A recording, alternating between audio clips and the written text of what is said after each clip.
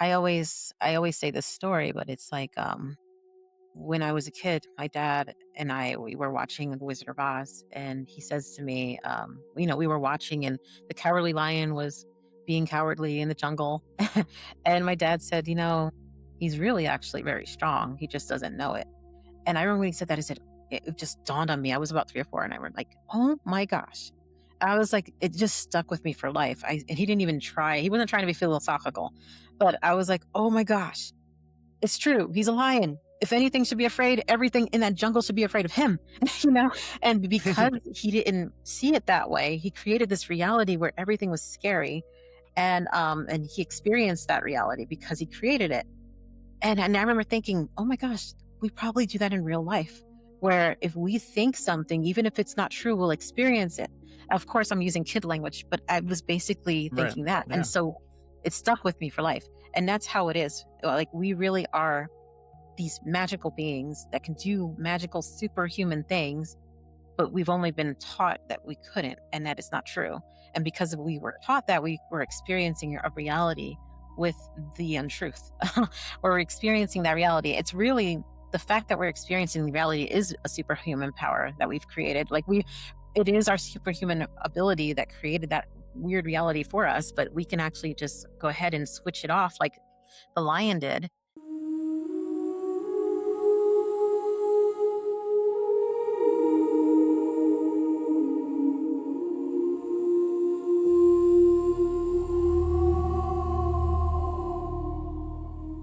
Hey everyone, this is Justin, and welcome back to Beyond the Lights. I'm very excited for today's episode. If you caught my last episode, I interviewed Ryan Desbien, who was the champion of the 2025 Psi Games, and I mentioned that this week we're going to be talking to Dalia Burgoin, and we're going to get into all the incredible things she's been doing. So please join me in welcoming Dalia to today's episode. Dalia, welcome. Thanks for having me. Yeah, And yeah, absolutely. Ryan's a fun guy. Yes, he He is. he's got that. I remember last year at the Psi Games, and I remember thinking this guy's got some talent, and Mm. and uh, and yeah, he's so dedicated. Like right after the Psi Games, he saw what was possible, and he just like day in and day out dedicated himself. So there's a lot of like, I don't train myself that way. Yeah. I train others, but I barely train myself, and so I'm like, man, I wish I had the time to do that, just to focus on myself. But yeah, Yeah, it's very a lot of work. yeah, it's a lot. He does Yeah. a lot. Well, to bring up Psi Games, I actually saw you at Psi Games last year doing your Mindsight demonstration. And that really blew my mind and made me start looking into Mindsight and everything. So I would love to just get into your story and how you started experiencing all these incredible things you're doing. Yeah, going back to last year at the Psi Games, last year was such a pivotal year. So I went to the contact in the desert, and that was the first thing. In fact, let's back up a little bit. Oh, Okay. so much to talk about. But so okay, so I remember when Hakeem was just having the idea of doing a Psi Games. It was just an idea. I didn't even really talk to Hakeem. He had added me on Facebook because a mutual friend said, "Hey, you guys need to meet." And I didn't even know. I didn't even do Mindsight at the time when he added me, and Really? I only talked to him maybe once. And I remember thinking, "This guy's cool. I want to get to know him one day." That's all that happened with that. And then we both got busy, and then he started posting, "Hey, I'm thinking of doing something called the Psi Games." And I remember looking at, I remember thinking, "That's a cool idea." And then a few months later, he actually has a website and says, "This is what the idea is, and here are some of the speakers." And so I look it up. I said, "Oh my gosh, I want to see, especially this one speaker." There was this one. He was actually scheduled on there at Jimmy Aiken, and I remember thinking, "Oh my gosh, I love him." And I said, "I want to Nice. go." I said, "I want to go, just so I can see these speakers." And so I said to my daughter, Lidu, and my daughter is, for those who don't know Lidu, she's very telepathic, and we work with Dr. Diane Hennacy of the telepathy tapes, and my daughter goes around demonstrating telepathy and showing the world that telepathy's real. And so anyway, I say to my daughter, I said, "Lidu, like, should I go to the side game? I know I don't ask you this stuff, but what do the teachers say? What do the angels say?" And I said, should I go to the Psi Games? Or should we both go to the Psi Games, or should we just not go? And I just remember giving her all the options. She goes, teachers say we're going to be there and we're going to be center stage. And I said, "Oh, okay. And so we're both going to be there, and Yeah. we're going to be important." And then she said, "Well, yeah." And then she says, "So make sure you wait for an invitation." So again, I was just planning to go as a spectator. I was not planning at all to like go and be on stage or anything. Yeah. And then when she said that, I said, "Okay, how is that gonna work?"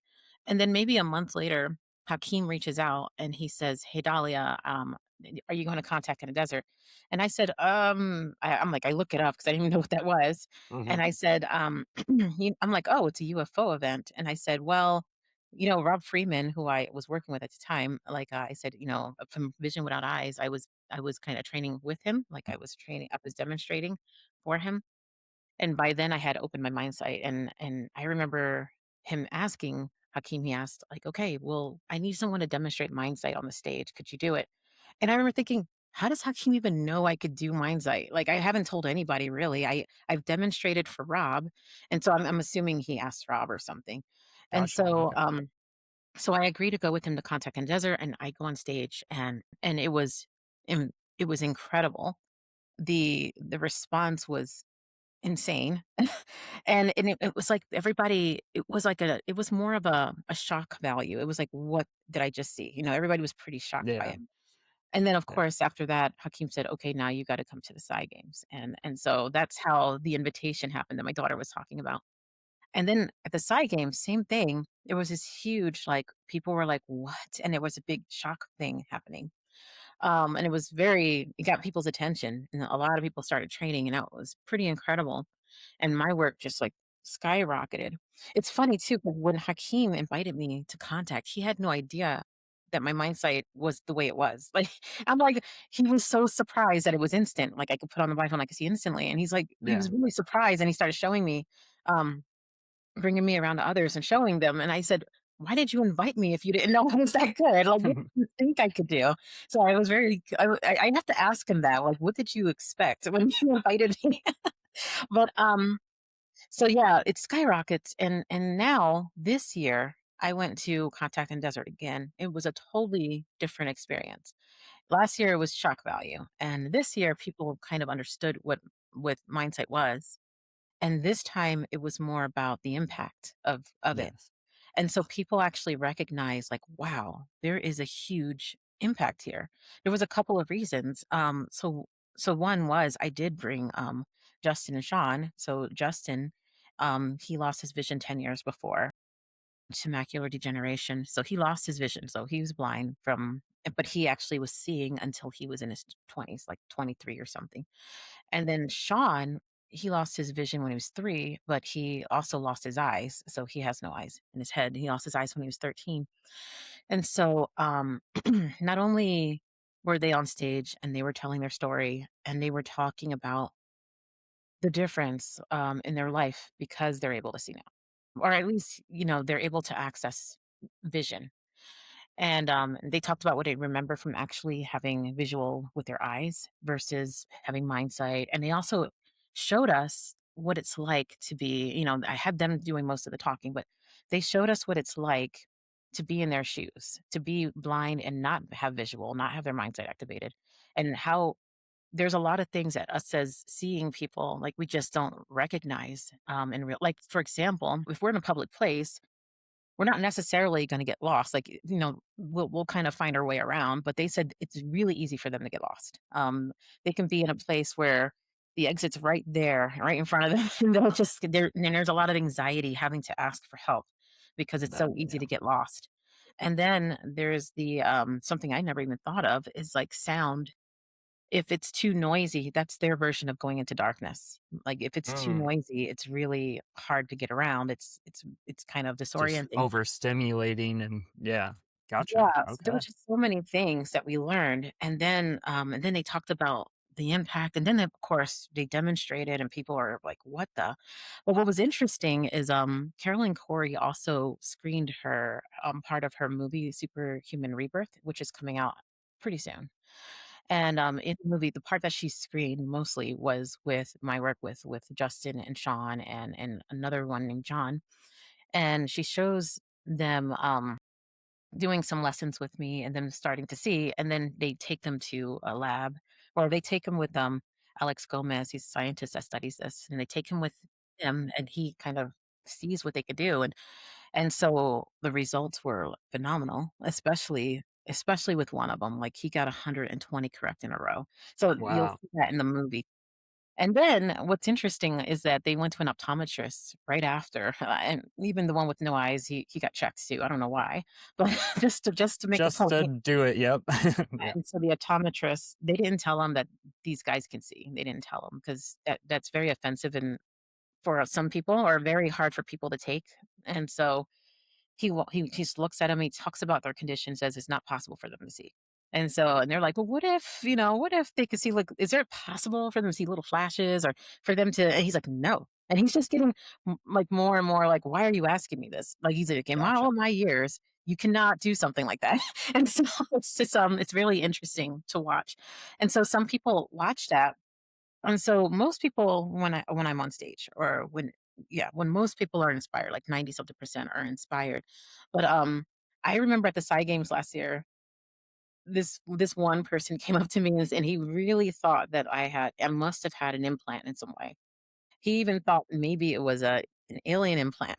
Like, there's no Got way. yeah. And he's like, "Look, if you have an implant, just tell us." And he was just like that. And I just thought it was so absurd that I just laughed. I didn't even get offended or anything. But he was there and he watched the movie. And he Mm, came up to me afterwards. He goes, I gotta apologize to you. Like that. He's like, "I don't know what I was thinking before." He goes, "Your work is really, really impactful. It's really important." And so that was a really cool turnaround moment. But anyway, that's kind of yeah. how one of the things about me getting out there, and how I've seen Mindsight evolving and how people are starting to accept it. And it is very much becoming more common knowledge. It's becoming a science, and I'm working really hard to make it a science. Like, a lot of people, they think science and they think of basically a consensus of what people have said is real. But what real science is seeing a phenomenon and studying it, and studying it and having it be repeatable and coming up with rules that we find from the studies. And so we are finding that mindsight or extraocular vision, it is extremely scientific. It's extremely repeatable. There hasn't been a single person I worked with that couldn't open. And it doesn't matter what background they are, what age. It doesn't matter what kind of vision they have. They could have. I've worked with people who are totally blind from birth. People with no eyes. I've worked with people who recently lost their vision. I've worked with colorblind. I've worked with people with one blind eye. All of them can access it, and not only that, all of them can make it so that even with their eyes open, without a blindfold, they can still see better than before. That's Um, incredible. yeah, so it's a really fascinating subject matter that we're bringing out there with mindsight and with telepathy. Yeah, and I love, like, you brought up the scientific part of it because I'm always trying to bring that out in my episodes as well, like, there's all these crazy paranormals, like, kinda things, but we can study them scientifically, and like you said, the scientific process doesn't mean it has to be, like, true, it just means you come up with the hypothesis, you test, you observe the results, and then you kinda make new hypothesis and go from there. But, like, the skeptics just shutting down these things before they even give it a chance to see, like, "Wait, she was able to do this," or, "Wait, this blind person was able to see? Like, that should be impossible."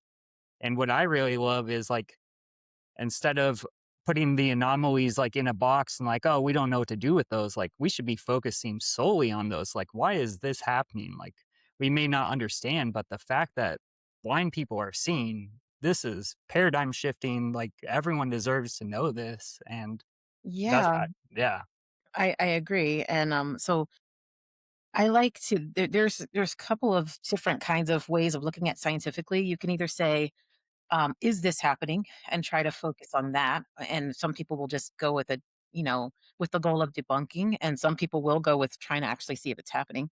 And then there's the science, which is what I actually focus on, is how is this happening? Because there's no doubt in my mind that it's happened. I've seen it time and time again. I've seen people who have never seen in their entire lives be able to read. And so to me, I'm like, well, there's no question about it. I don't need to, like, do that part of, is it happening? And anyone that's worked with me or been around like the Mindsight community, they've seen it enough. Like we just it's all about how is it happening now. And Yes. so but there are still going to be some people where it's so new to them. They're like, what is going on here?" It's like it creates this ontological shock, and people, they don't really like ontological shock. It's scary. so Yes. so they'll immediately jump into what's safe and say, "Okay, I got to find out how this person is deceiving us." And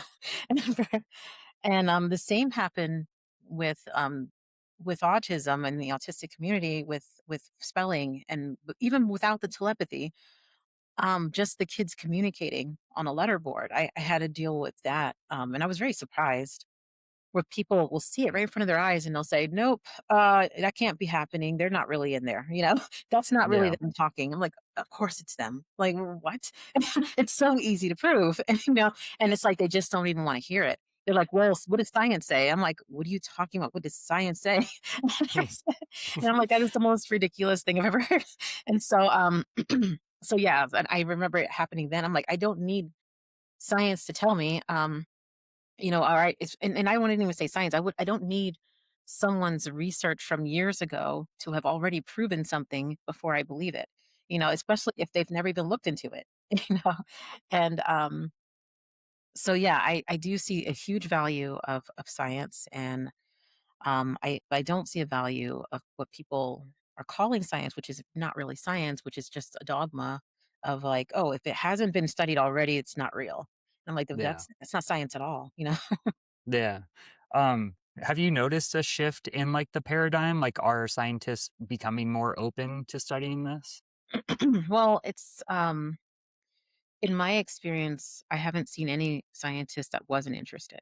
so Gotcha. Yeah. so to me, it's like this is a really cool phenomenon. I want to study it. That's the ones I run into, and I'm always really happy to, as long as it's with that in mind, like where they are trying to figure out how it's working.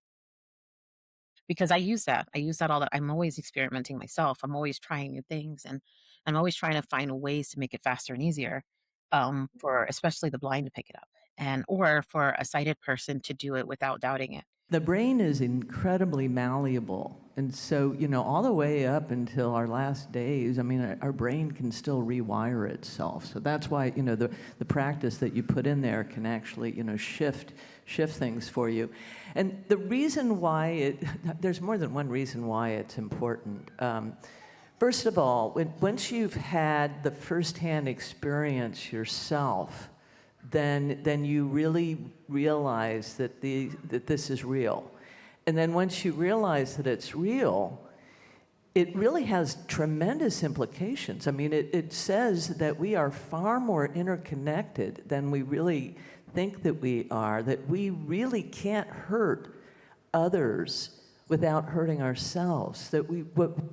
So I really hope that one of the outcomes would be that we become more peaceful when we realize how important it is to pay attention to consciousness and where our mind is. Where are we putting our attention? What is it? What is the vibe that we're putting out there? Are we putting out a loving vibe? And I also want to mention love, because what I find is that there are a lot of people who, when they are in love, they have more psychic experiences. And I'm sure many of you have experienced that. I mean, the world just goes better. I mean, it's just like, there's no question about it. Everything goes more easily. And so getting in touch, connecting your heart and your mind, getting them to be informing one another, and strengthening our intuition with our analytical abilities is what we're going to need we need it now. We needed it yesterday, but ushering into the future, when you look at the state that the world is in today, we really need it. We need an army of spiritual warriors, and the type of spiritual warriors I'm talking about are people who are bringing forth this type of message where we are marrying science and spirituality again, where they're informing one another, and we become a more loving, ethical, peaceful world. Yeah. So I'm constantly doing that. So if I can find all these scientific explanations to back what I'm doing, I'm always on it. I'm actually working on a doctorate right now for it. We're making this a science, so it's Yeah, very that's awesome. exciting. Hmm. Yeah. Yeah, that's how I feel with like the orbs in the sky, which I'm not sure if you're familiar with my story, but in 2023, I went outside as a joke, actually. I told my wife all the alien stuff was on TikTok, the first congressional hearing, and I was very like atheist, materialism kind of person. And told my wife as a joke, I'm going to go look for the aliens outside. Went outside that night, started seeing these orbs of light in the sky. And I was like, what the heck is this? Like, I've never seen anything like this.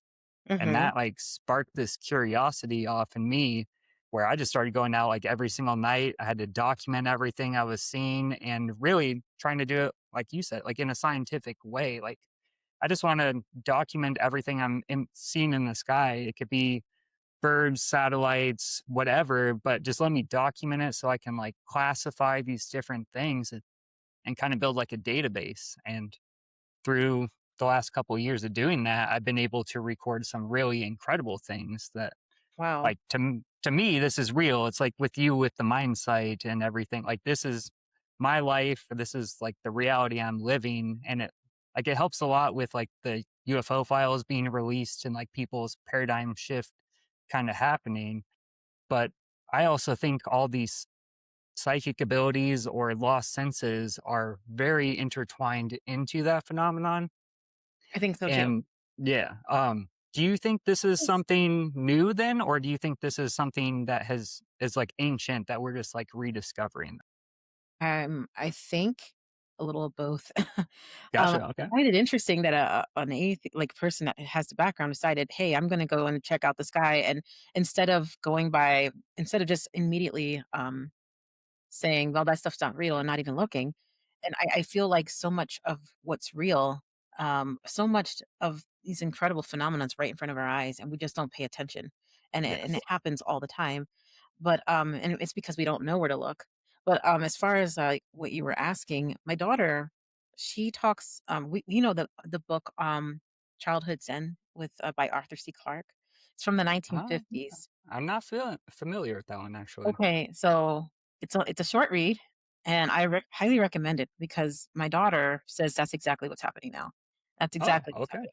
And so in the book, I'll try to be as very without ruining it, but basically, they've had times in history where people started becoming more psychic, and people in the book would get afraid and they would like kill them and stuff like that back in the past. But they noticed in the present day it's happening again, and at the same time, they're noticing there's these things in the sky. As the people's psychic abilities are coming back up, there's these things, and there's like some kind of a correlation.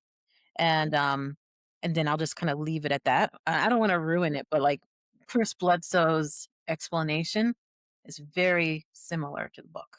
And so Gotcha. Okay.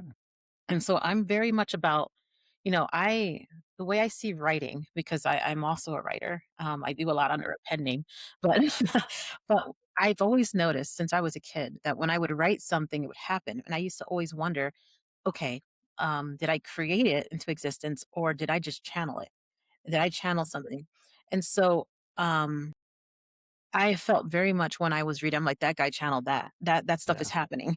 So, Yeah. it happens a lot, and I actually just last night, now that we're talking about this, I looked at something I wrote before my daughter was born, and I made a video of it, and I put it on YouTube. I was in my 20s, and I re-listened to it last night. I had it in private, and I re-listened to it last night, and I said, "Oh my gosh, I described my daughter's experience to the T."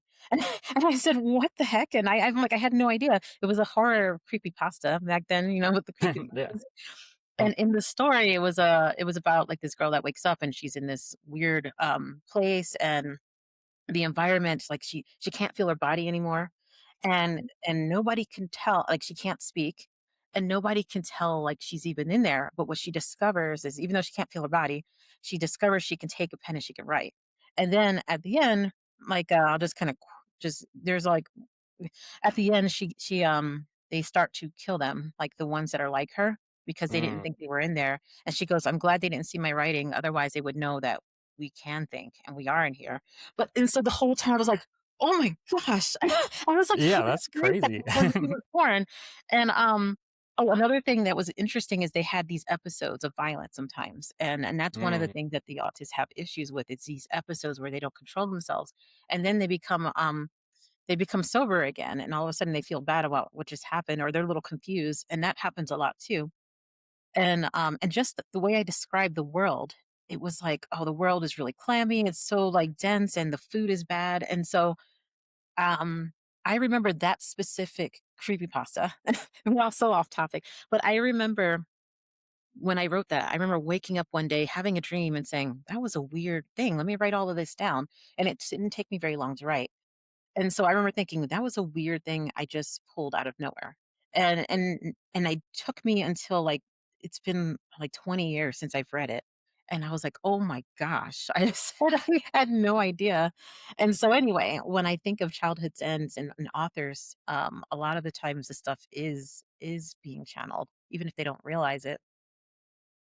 yeah, that's really interesting you brought that up too, because I have a son, he's 10 years old now, but he's named Link after Link, like Legend of Zelda, if the Mhm. video game. I love Uh, Lake. yeah, so growing up, that was my favorite video game, and my whole childhood, I was like, if I have a son, I'm gonna name him Link.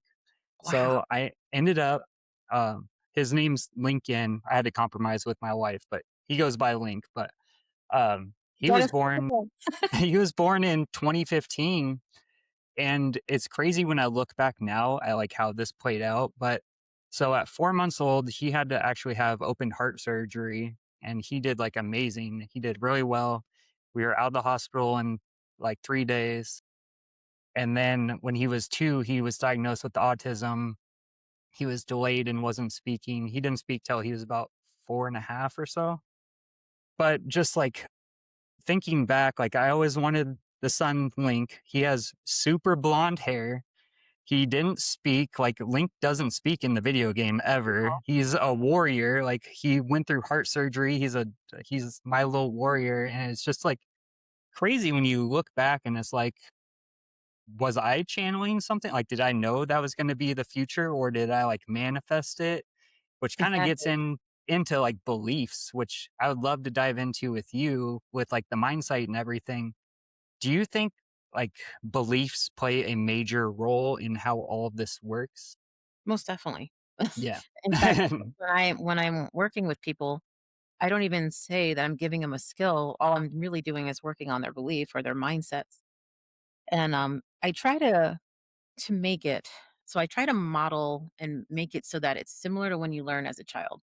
So a lot of the way we were taught to learn when we go to school is we go to school and then the adults or the teachers introduce this foreign concept to us, and then they say, here's what you're going to learn. We don't even understand the value of it, so they have to tell us, this is why you're going to learn it, this is how. And so we get our information from someone else, and we find that the information is important, and we just kind of rely on them. We have to just kind of believe what they're saying is actually true, it's important, and I'm going to study it. And but before we go to school, the way it actually kind of works with our learning is, the first thing is we see people doing it around us, or we'll experience it. And Yes. so we'll see it, and so there's this download that happens. As soon as we see something, we know it's possible, it can be done. And we don't even have to, kind of like language and stuff. We don't really have to study it. It's more like it starts happening. And then another way is that we actually experience something first. So maybe a kid will say, "Hey mom, I just found this thing on the ground. What is it?" And so they experience it. And then mom says what it is afterwards. And so instead of all of it being done beforehand. So when we want to learn something as a kid, it's also because we're drawn to it. It's like we'll see something super fun. We'll see like someone skateboarding or something. And we're like, oh my gosh, mom, I want to learn that. We don't need to be told why. We're just drawn to it. And there's always a benefit. I mean, there's a million reasons why it's beneficial to skateboard, but we don't need to hear it because we just know we're drawn to it. And so it's so funny, like most people, when they come to the mindset stuff, they are naturally drawn to it. It is very, um, It is very novel, so it brings you back to when you were a kid and things were novel. Yes. When you're seeing things and you're doing things you've never done before. And so the first thing I do is I have a modeling scenario where I will have people, so not just me, but a lot of people, different people, demonstrate in front of them. So you see enough people do something, you're going to be like, okay, I expect to do it now. So expectation is so much stronger than just simply trying to believe something. It's like, oh, I expect it now because I just saw the one thing I tend to do, I do these little tricks to get people past that mindset barrier. And so one thing I've done is I'll have someone come into front of the class and he'll be blindfolded and he'll read and everyone will be like, oh my gosh, and then afterwards I'll tell them, actually, if any of you don't know who this person's actually blind. And then they really freak out, Yeah. really with mindset. And so yeah, the first thing is seeing it and knowing it's humanly possible, seeing it from different people, not just one. Otherwise, you're just going to think that person's special. And then afterwards, you give them the experience. You don't tell them how, there's no trying to figure out how it's working, none of that stuff. It's just experience it. That's how the scientific thing works. We see a phenomenon first, we experience the phenomenon, and then we try to figure it out after. If you try to figure it out during, you actually lose a lot of the experience. You actually will filter out so much stuff instead of actually like absorbing everything. So I try to again, like the first thing is you see it, so you can model it, and then the second thing is you experience it. And once they've had an experience and they're like, "What is going on here?" Because it doesn't make sense to their current reality, then I start trying to explain it based on the stuff that we might know. So it's always like that's just how I do it to help with mindset because otherwise they just have to kind of believe what I say. Right. And if it's a kid, they can. Like a kid it works really well. I'm just like, you can see, put it on, and then they always see. It's instant for kids. Like, I just had an event where it was all adults and one child, and his dad came up to me. He's like, "Hey, can you work with him? I'm really," because I had just explained a process to help open, and he's like, "Can you help work with him?" I'm like, "Wait a minute." I'm like, "How old are you?" And he says, 11. I'm like, "Oh, come on. What am I wasting my time for? You can see. Just put it on." And he's like, "Okay." And he puts it on. I'm like, "You can see me, right?" And then he's like, "Yeah." And I'm like, "Okay, great. Easiest training of my Yeah. life." Right. And so, and the dad was just like, "What?" But it's like that thing where I'm an authority figure and I'm an adult. And so the kid just trusts at me and he's also seen it. He's also expects it to work because he's seen it. So all of that kind of suggests that we just have the ability already. We already have it. It's more like even the training process I offer, it is only because adults believe in a training process. They don't really need the process. And it's more like I believe they either believe in me. If they believe in me, they could just open.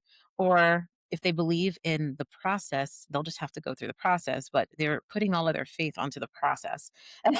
But in reality, it is just them. Like they just can Yeah. just turn it on instantly if they believed Yeah. it enough.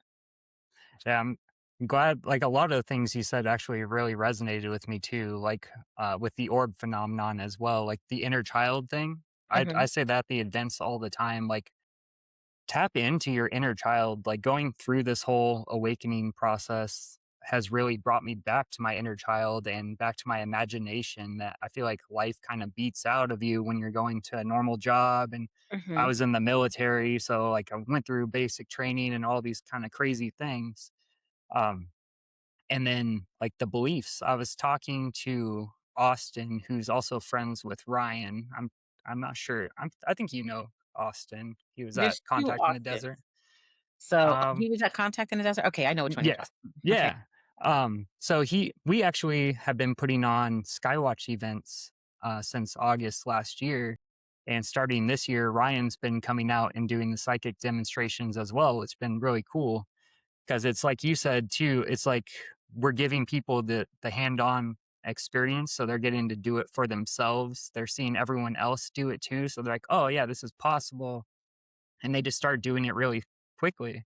And we had some kids who came too that put on the mindfolds, and within seconds, they were already seeing the cards, getting the shapes. And I've been trying to see the shapes now for a couple months, and I can do some colors, but I haven't gotten to shapes yet. And it's just Mm, really, it's crazy when you get into the beliefs. So, like, I was talking with Austin for probably like 3 hours just about beliefs. And he was talking about uh, this one time. he got like full vision on the side of his head and everything was working fine. And then he had the thought go through his head like, wait, there's a strap that goes on the side of my head. How am I seeing like perfectly clear? And then when he had the thought, a black bar appeared on the sides of his head where the strap would be.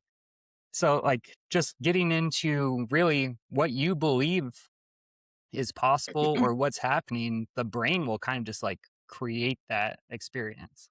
Exactly.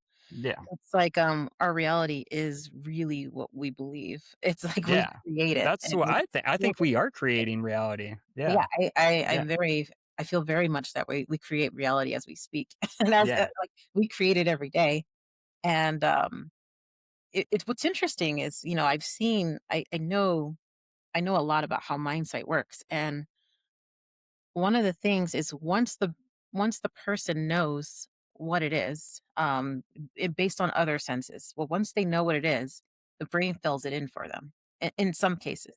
But like for example, when a person has, we call it the windows, and when a person can see in the front really well, they can use those front windows to validate the back windows when they start opening up in the back. So I have this one student, and I did this thing that I blocked her front windows because I wanted the back ones to be forced open. So you create a need, and then you start seeing in other ways. You create this need, you take away like visual, and you take away where they can see, and then you say you give them the job of having to see still. And so the mind will come up with something. And so anyway, Yeah. she started to see, all of a sudden she started to see behind her. And she's like, "Oh my gosh." And she's like, "Well, I can see it was shapes that were had colors as well." And she's like, "Well, I can see the shapes, but they all look black and white." And I remember I've had that happen to me too, where it goes black and white. It's so weird. Anyway, so then I allowed her to use her front windows again. And so she would see, like, for example, she saw like a shape here, and it was a square or something. And she goes, "But it looks black and white."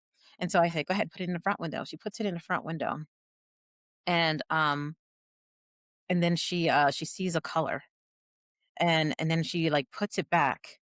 This actually this actually happened to another student too. Now I'm talking about it. Anyway, she it happened to another student with Sean. Anyway, so she puts it in the front window. She sees the color. She puts it back, and now she sees the color back there because the mind Mm, knows what the color is, and yeah. it understands what it's supposed to do. And so and all that needed to be done for that shape is for the mind to kind of know, to create the reality of, okay, now I know I need to see back here.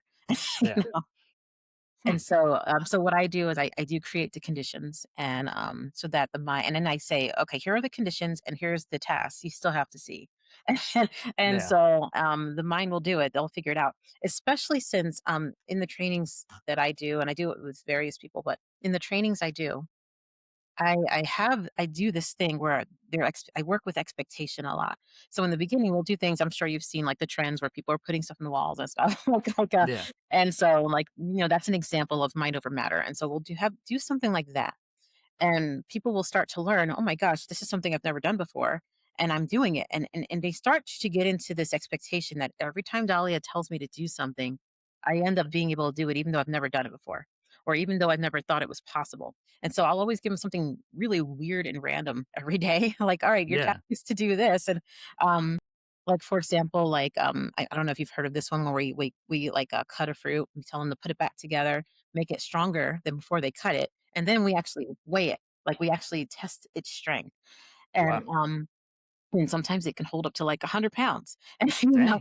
and so they're doing stuff like this every day. So they have an expectation later on when I'm saying, okay, I'm going to go ahead and cover your eyes with multiple layers, and I want you to still see. They're going to be like, okay, well, I've already done this many times. I trust that every single time she tells me to do something that seems impossible, I can do it. And so that's kind of one of the ways that I go about working with mindset. But you start to learn that it is just mindset. And everything I do is a little trick to get you there a little bit Yeah. faster. But it's like, but it is you. It's always you. It's kind of like in the Bible when Jesus would say, "Your faith has made you whole." They would always put it on him. They believed in him so much that they allowed themselves to get whole when it was really them, you know. And he just held that, he held that for them, the confidence for them. Um, and that happens a lot where people. will just think, oh, if I'm next to Dahlia, I'd be able to do it. And I'm like, it's just you're just making it. You're just believing that it being next to me does it. But it's Yeah. really Yeah. whatever Wow. it takes to get you to Yeah. see. Is there any differences when you're training a blind person versus someone who can see? Like, are there any different beliefs you kind of have to overcome?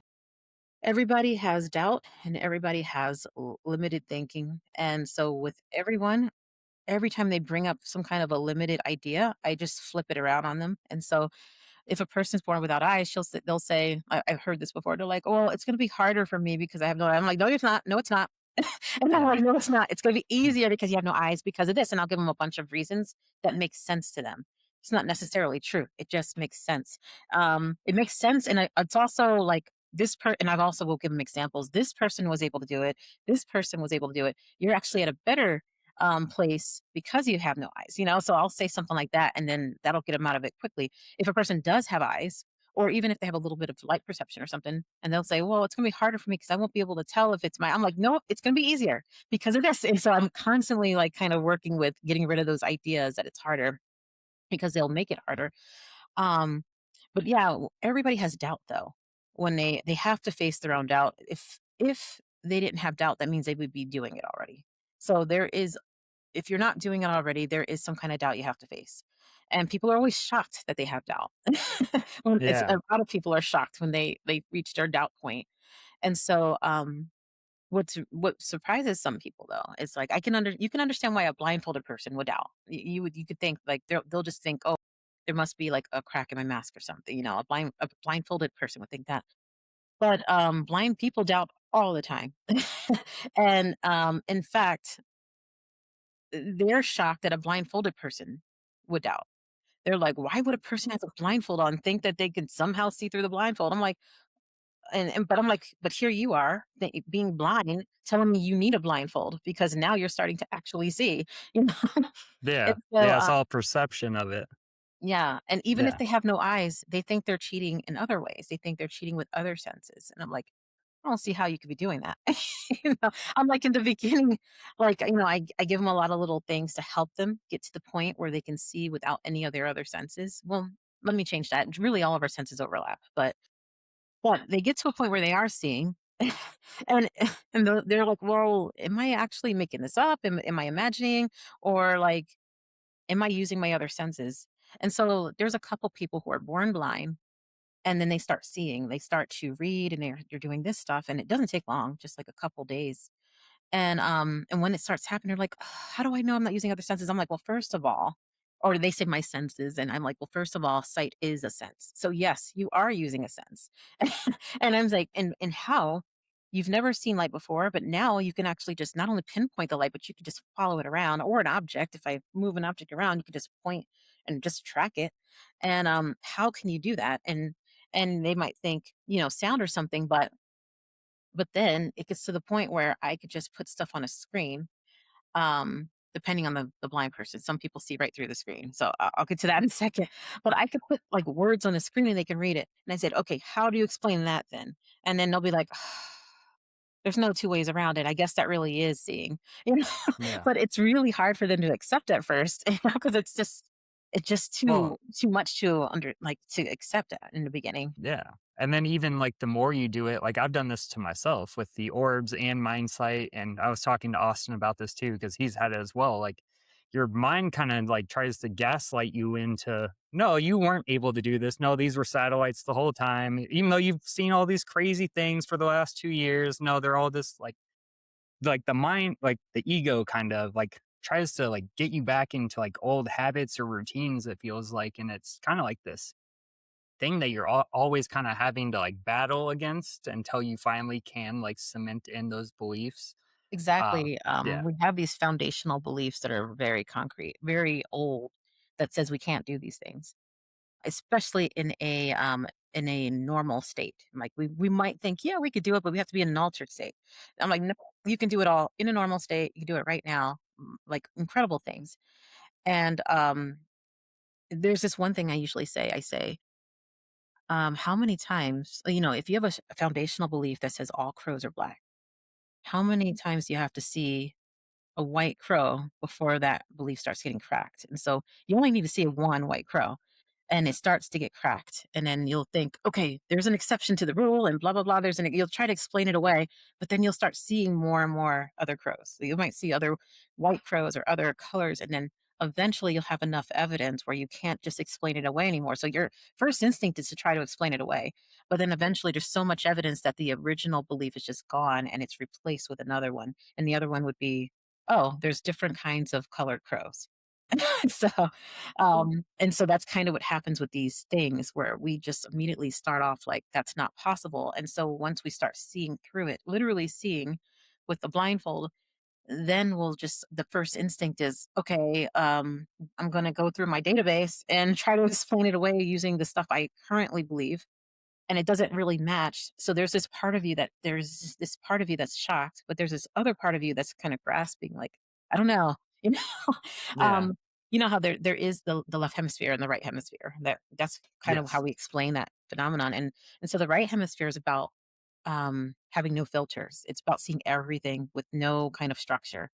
And we couldn't just live in the right hemisphere because there would be no structure at all. But then in the left hemisphere, there is a ton of structure, but we're filtering like crazy. So we're ignoring a lot of stuff because it's almost like the stuff we ignore is not necessary to survive. And so Yes. we just kind of ignore a lot. And so if anything is shown to us that's not within that framework we already have, it's like we tend to either ignore it or discount it.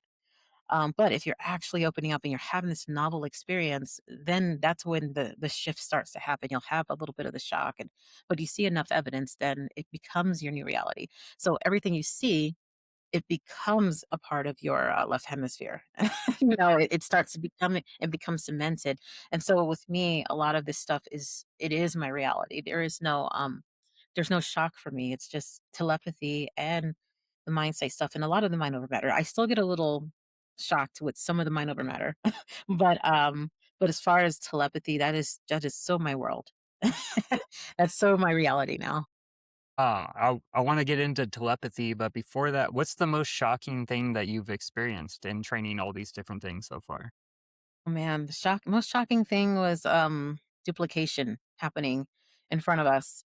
So, Mm, um, so when I'm doing census, and that's with Alex Stefan, we one of the things that he's introduced actually was trying to do apportation, and so I actually, unless I've done something, this is how I train. I experiment with myself, and I make sure I can do it and it's repeatable, and then I'll bring it to the class, even though it's like this crazy phenomenon. But what Alex does is once we've their mindsets are really strong, then he'll introduce something that we've not done before, but he won't tell them that. They'll have the expectation already, "Hey, everything they've said, we can do." And so he'll introduce a new thing that we haven't done towards the end, and they'll just assume it's something we've done, and then they'll do it, and then we can model them. And so one of the first time we did it is he did an apportation exercise. That was a surprise to me. I had no idea he was going to do that. And so basically, that is trying to teleport an object from one place to another. And so we were able, as a class, as a group, we were able to successfully teleport pennies from like 30 feet away, like into wow. people's pockets. And so it happened maybe four times or so that time. And then we did it again at another training, and then it happened way more. Like it happened so much more, but it wasn't just pennies, it was also other objects that materialized. And like even jewelry and stuff, and like stuff just materialized. And then but that even that didn't shock me because I'd seen it before. What Oh my god. shocked me is when things started duplicating. And so there was two of the same thing. And so because that happened, I went into like I had my own ontological shock. I didn't show it in front of the class, but when I went home, I had to integrate for a bit. I said, "Oh my gosh, this world's so fake. It is like a Yeah. matrix." You know, Yeah. um, it's like I was seeing the Mandela effect a lot too, like happen right in front of my eyes. So what's interesting is before going to that training, I was in the car with one of the students, and we decided to carpool. And we talked about the Mandela effect, and I said, I'm open to it, but I also am one of those that thinks maybe we were just misremembering. And so we get there, and there were so many instances of that would explain how the Mandela effect works. And so, like for example, this one woman, like, she brought a pill because, doing this work, sometimes you might get a headache. So she brings a pill, and a few of us just saw her. She opens it. She only brings one. She specifically just brought one for the day. She opens it and she takes it, and we saw her do it. And then, like, 5 minutes later, the pill is on the thing as if she never took it. And she even pointed it out. And I'm like, wait a minute. I said, this is like the Mandela effect happening. And and I said, everybody remembers you taking it, but the evidence shows otherwise. The evidence shows something else happened. And I said, if we were going just by evidence and not our memory, um, then then we would create a totally different past than what we experience. So anyway, so that training was just so mind altering for me. Yeah, sounds like it. Yeah, Yeah, that's crazy. Huh. Um, I guess, do you think that's to do with like timelines or kind of like I do. how are these things? So, like, do you think it's an object just coming from like a different timeline into our timeline, or like I are think we there's something about pulling it in, or yeah, I think there's something about timelines. I think there's all of this sounds kind of crazy because I don't have any kind of evidence for any of it, but I right? think Yeah, it has to do with timelines, and I also think it has to do with spiritual helpers bringing it between timelines. Um, and I do believe in the spiritual helpers and stuff because of my daughter and a couple of people that are able to import really well. They also see these spiritual helpers kind of they know that they're the ones doing it. For me, it's more like I'm doing it based off of what they're telling me, or I believe that because I trust those people, but it's not really me knowing for sure from my own experience. But I've seen them, and you know, I've seen it happen right in front of my eyes. So yeah. Okay. I feel like I've heard you bring up before that the Mindsight training is really not like the main priority. It's really to get people into learning telepathy. And I 100% agree. Like, I was training Mindsight one day and it just hit me. I was like, this is a great way to like train telepathy too. Like, I could be trying to send you what it is in my mind. So I feel like I've heard you talk about your daughter talk about like how this is going to be bringing in like this new form of communication that we're all a part of. I guess could you just get into telepathy a little bit and like how did you first start experiencing it and all that? yeah, well, what you were saying, how it leads to telepathy. When I first started doing Mindsight, I already knew my daughter was telepathic, and we had talked about it. She just wasn't public about it, and she said, "Mom, you have to teach this stuff because this is telepathy." She said, "It leads to telepathy." I said, "What does this have to do with telepathy?" I'm like, "These are 2 different things." And then she basically said, "No, no, no, it is telepathy. It's telepathy." And I remember not understanding what she meant, and she kept saying I was a big part of telepathy being known. And again, I'm like, "Makes no sense." Today, it makes total sense to me. I totally get what she means. Once a person gets really good at hindsight, it is indistinguishable from telepathy. It is you cannot tell the difference. And so let me also explain what how my daughter sees telepathy and how I now see telepathy. And so telepathy isn't just reading another person's mind, it is getting information from outside of yourself. And so you're getting information from like various places. So you can get it from a field of energy or a field of thought or information. You can also get it from what my daughter calls eavesdroppers. So you can get it from these beings that are around us that are not within their body. So you can have a body and still be an eavesdropper. So my daughter has a body and she still eavesdrops. But you can also not have a body. You can also be someone that never had a body. You could be an ET. You could be like an angel, and all of you can eavesdrop. And so basically, it's kind of like just being able to go to another place and to observe that place consciously. And so, my daughter would never say she's a telepath. She would never say that. She'll say, "I'm an eavesdropper," because we're all telepathic. And so, and she very much sees that we're all telepathic. The majority of us. There are some who are not, but like so, she says about 90% of the people are telepathic. And so, basically, what she says is that we're using telepathy every single day. We're downloading, we're getting channeled information all the time. We're just not consciously aware of it. And so when when I'm training someone, they become consciously aware. And not only Mm, do they become consciously aware, they become very used to and learn a different way of perception where they notice things that they're, but that before it would have just been like a thing in the background, or they're like, oh, I kind of just felt like doing this. I don't know why, but they'll know why. And so but anyway, so what's interesting is at first, it was me doing Mindsight, Lidu doing telepathy, and we would get invited to these events like the Contact and Desert. And I said, well, what does this have to do? Why are they inviting us? What do we Yeah. have to do with like that community? And and I remember Lidu says it. She says it's telepathy. That's what we have to do with that community. I'm like, explain. And Yeah. then she says like, yes, that's how we communicate. And that's how these beings communicate, and there is a correlation between these beings being here and us communicating better. And there's like Mm. a correlation happening, and kind of like in that book I mentioned. And so if you ever see, I don't know if there's any videos of Sean yet, but if you, or my daughter, like I try not to put my daughter on too many videos, but except for movies. Like there's a couple documentaries coming out. Like she's in the Superhuman Rebirth documentary, and so anything that I bring my daughter out, there usually needs to be like a scientist or something involved, Gotcha. just Yeah. so people don't just immediately discount her. And but anyway, or when Lidu demonstrates, Lidu is able to demonstrate in a way where a person can look up an image, or they can write a phrase, or they can write a question, and Lidu doesn't have to see it. She can answer. This is the image that she selected with this color. So, Okay. All right, we can put it down. So, all right, you ready, sweetie? You ready?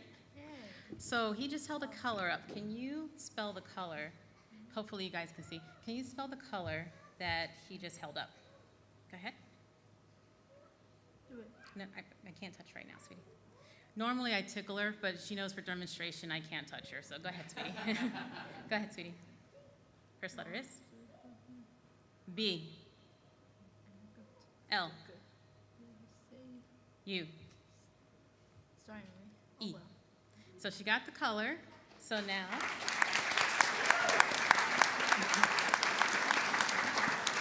all right, and then he held the shape up, sweetie. Can you tell me what shape it was? I know what it is. It's a C, I, R, C, L, E. circle. Lidu, fabulous.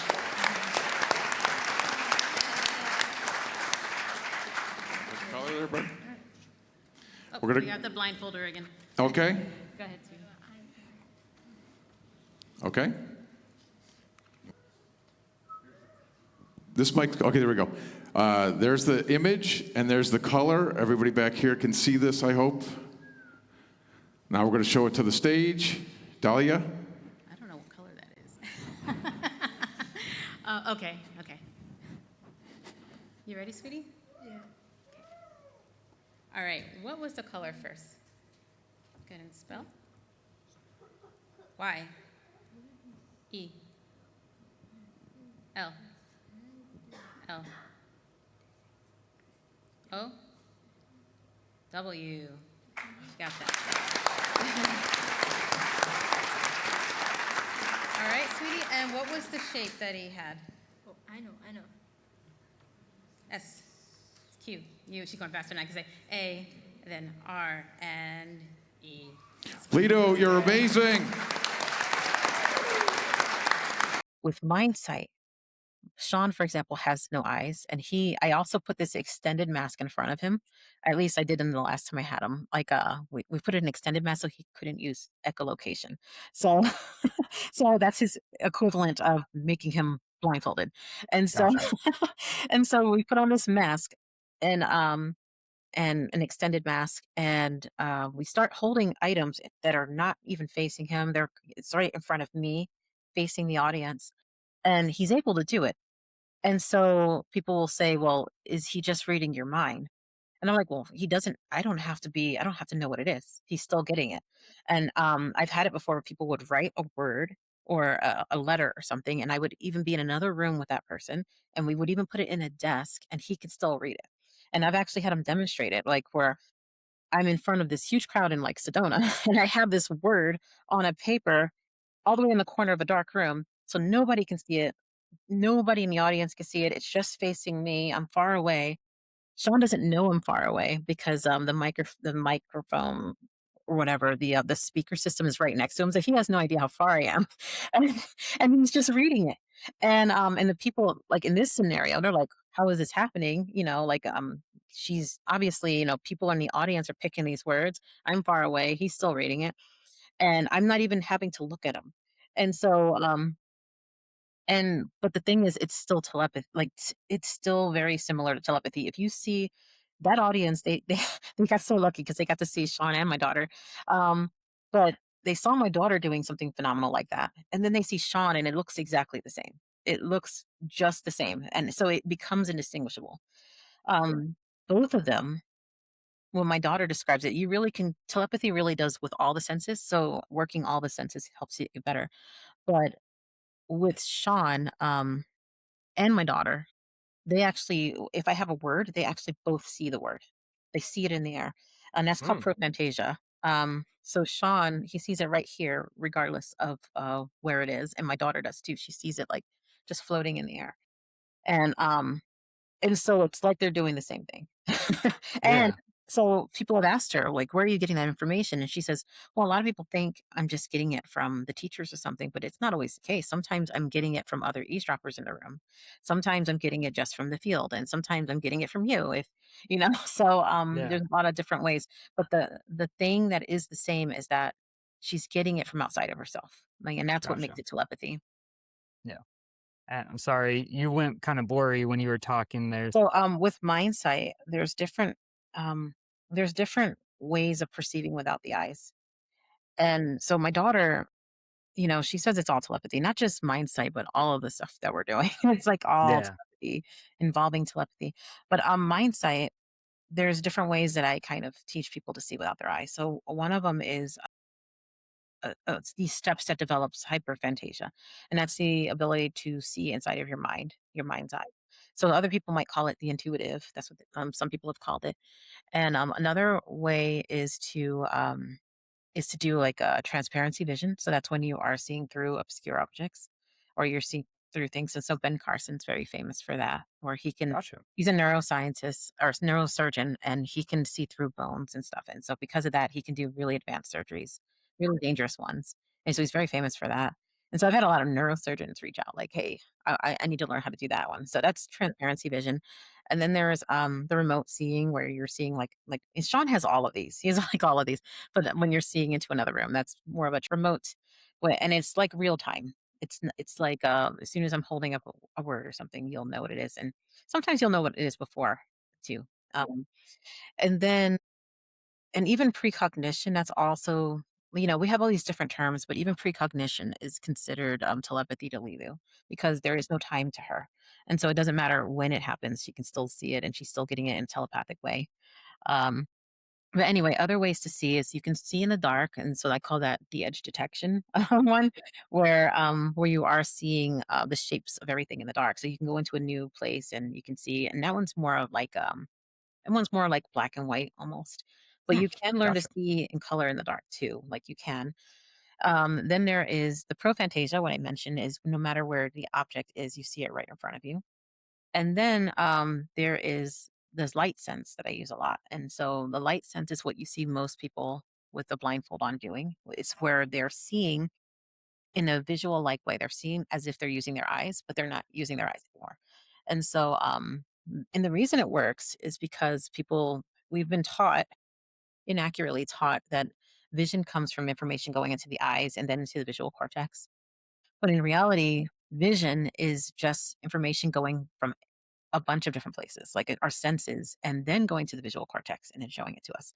And so, and a lot of it is projected out of the eyes. But when you actually cover the eyes, then you start to rely on the other things that gives visual information to the cortex, and then you start to see in a very similar way. We do it all the time. We just don't realize it because we've been taught that it's only the eyes, Yeah. but we definitely still do it all the time. And so when people um, start to see, it's surprisingly normal. It's like abnormally normal. They're like, "Wait a minute, this Hmm, feels very ordinary. It feels like I'm just using my eyes." And I'm like, "Yeah, it yeah. feels like that because it's very similar process. You're just using other senses, but it's a very similar process. And so people will mistakenly think they are using their eyes. There's a lot of things that we've done scientifically to show that there is no way we're seeing with our eyes. There's just when we're blindfolded, there is nowhere near enough visual information getting into that blindfold. Like we're well below. And so and yeah, I'm even creating these blindfolds right now because we've done a lot of tests with blindfolds with lux meters. So a lux meter is the meter to monitor how much light something is getting. And so we've already done a lot of testing that shows that either there is no light or there is way too little light for the eyes to see. And we've also done testing where we put cameras into the blindfolds and show that the irises aren't changing at all. And Mm. so, or the pupils, I mean. And so anyway, so now I'm creating this mask with my husband where as soon as you read or you say something, like it'll tell you, it'll take a picture or it'll just kind of document exactly how much light was actually, or yeah, light. Exactly how much light was going into the mask as you said it, and it'll write it down. It'll put it like on the Wow. screen. But every time, and this will be so helpful for training for people that think there's actual light getting in. Yeah, for Every sure. time they do it, they're gonna see like, oh my gosh, there's actually like either no light or way too little light. Because we need about 3 to 5 lux of light in order to even see remotely any color. Like or about Mm. 5 lux. We need it to see color. But what we're finding is when we use the blindfold, even if you've got it loose and you're stretching your face and you're doing all that, it's below 1%. Like it's like 0.000 something. That's what it Yeah. usually is. And so we're definitely developing a sense to the light with other senses, and we're giving that information to the brain. And we've done a lot of other testing where we've tested the brain. We know there's a difference happening. We know that the brain changes when we have the blindfold on and we're seeing. Um, it's just, it's there's a lot of evidence already. It's just a matter of, it becoming common knowledge and getting out there. Yeah, for sure. And I love how you describe that because that makes a lot of sense too. Like, we think vision is just like seeing through our eyes and our brain is creating this, but probably, like you said, it's all of our senses being brought in to then create this image within the mind. It's not just the visual input from the eyes, it's this whole sense that it's picking up. Exactly. Um, yeah. But I know you have to go here soon. So is there any final things that you'd like to talk about? Yeah, I mean, just that we are these beings that have these incredible capabilities. Like human potential is we're starting to really understand what it means to be human. And I always say this story, but it's like when I was a kid, my dad and we were watching The Wizard of Oz, and he says to me, we were watching, and the cowardly lion was being cowardly in the jungle, and my dad said, he's really actually very strong. He just doesn't know it. And I remember when he said that, I said, it just dawned on me. I was about 3 or 4, and I were like, oh my gosh. I was like, it just stuck with me for life. And he didn't even try. He wasn't trying to be philosophical, but I was like, oh my gosh, it's true. He's a lion. If anything should be afraid, everything in that jungle should be afraid of him, you know? And because he didn't see it that way, he created this reality where everything was scary. And he experienced that reality because he created it. And I remember thinking, oh my gosh, we probably do that in real life, where if we think something, even if it's not true, we'll experience it. Of course, I'm using kid language, but I was basically Right. thinking that. And Yeah. so it stuck with me for life. And that's how it is. Like, we really are these magical beings that can do magical, superhuman things, but we've only been taught that we couldn't, and that is not true. And because we were taught that, we were experiencing a reality with the untruth. We're experiencing that reality. It's really the fact that we're experiencing the reality is a superhuman power that we've created. It is our superhuman ability that created that weird reality for us, but we can actually just go ahead and switch it off like the lion did. He just changed his mind. He didn't have to do anything to become courageous. He just changed his mind, and now his experience is, I'm courage. I'm strong, and I have courage now.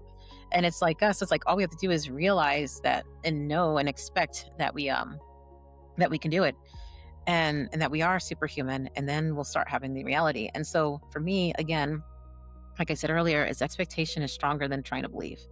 And so once you start expecting it because you see it, and you have enough evidence in your that makes sense to you. Like everybody's evidence will be different. Some will be science, some will be like more of a spiritual language, but it's all really under the same thing. We're creating the reality. And once you expect that you can do this stuff, then you'll actually start experiencing it.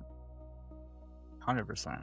Yeah, I love it. And yeah, I completely agree. Like, since I've been doing this and realized that we create reality, I've been speaking like positive affirmations every day and everything like that. And it's really shifted my reality for the positive.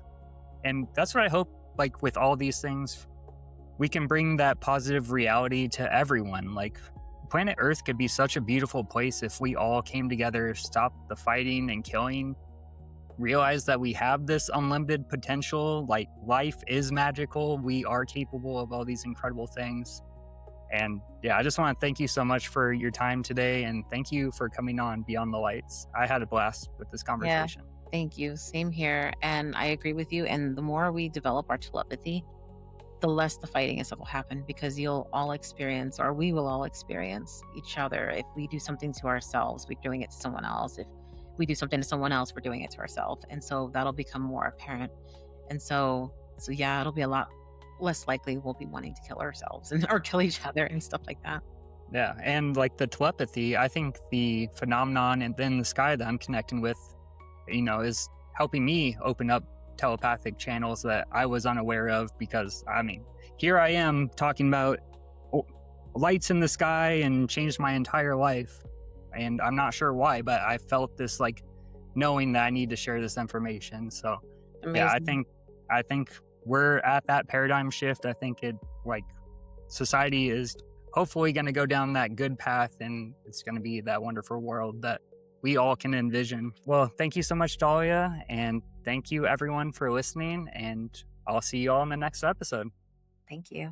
I want to thank you all so much for being here and listening to this conversation, getting into the beliefs and how this stuff starts to work, because I think the next stage of disclosure is, once everyone knows this is real, is how do we start practicing and how do we start evolving and seeing what we're capable of. But I love this conversation, and I would love if you could drop a like, if you could share this video to anyone who you think needs their mind opened a little bit, and try to show that we're doing this in a scientific way where there's being real research being done behind the scenes to try to figure out why is this happening. Of course, there's a couple other ways you can help get involved with my channel. I have a free Discord that is open to anyone who'd like to join, and it's a community of like-minded people who are all just seeking answers, and we talk about a bunch of really fun, interesting things like the things we talked about in this video. Another way you can help support my channel is I have a Patreon where I have a free membership, or I have a membership that's $5 a month, and you'll get access to episodes early. You also get a peek at some of the behind the scenes stuff as well, and that goes a long way in helping me be able to upgrade my equipment and bring better content to everyone. And finally, of course, I have my merch store, which is another way that you can help me be able to hopefully go to more events and conferences and be able to connect with more experiencers and be able to bring more incredible stories just like this to everyone out there, because there's a whole world of people out here who are experiencing this phenomenon, and we just need to get their stories out and share it with the general population. So thank you to anyone who checks out my merch store. I greatly appreciate all of your support. And also thank you so much to my Patreon members. Your membership means so much to me. And like I said, a couple free ways. I would greatly appreciate a like, if you could share, comment down below. What did you think about this episode? Was there anything new that you learned that you were unaware of? And as always, I hope your day is filled with love and light, and I will see you all in the next episode.